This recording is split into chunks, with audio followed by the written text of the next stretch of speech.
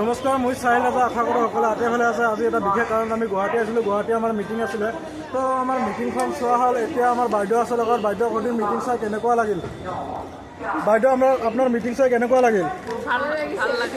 আপোনাৰ কেনেকুৱা লাগিছে? বাইদেউ, আপুনি জনাব কেনেকুৱা লাগিছে? ছাৰ, আপুনি কৈ দিয়ক।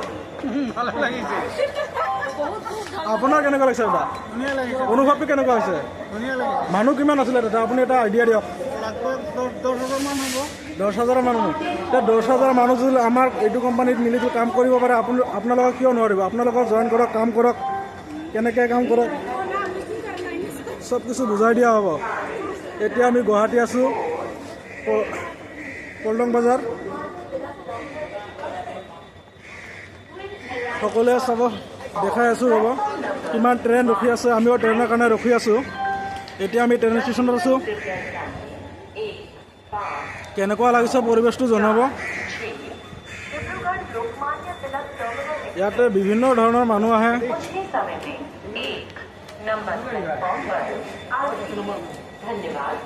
ইয়াৰ আমাৰ ওচৰত ভাইটি আছে এজন। ভাইটিয়ে মোবাইল চাই আছে।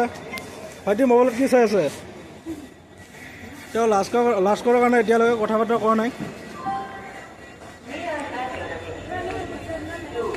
বাইদেউ, আপুনি ভাত খাইছেনে নাই? আপুনি পূৰা ভাগা লাগি গৈছে।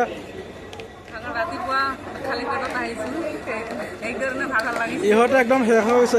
ইমান দূৰৰ পৰা আহিল, এতিয়া ভাবি আছে কেতিয়া আৰু ঘৰত যাম। ইহঁতে আজি ঘৰত নাযায়, ইয়াতে থাকিব বুলি কৈ আছে। থাকিব নেকি বাইদেউ? হয়।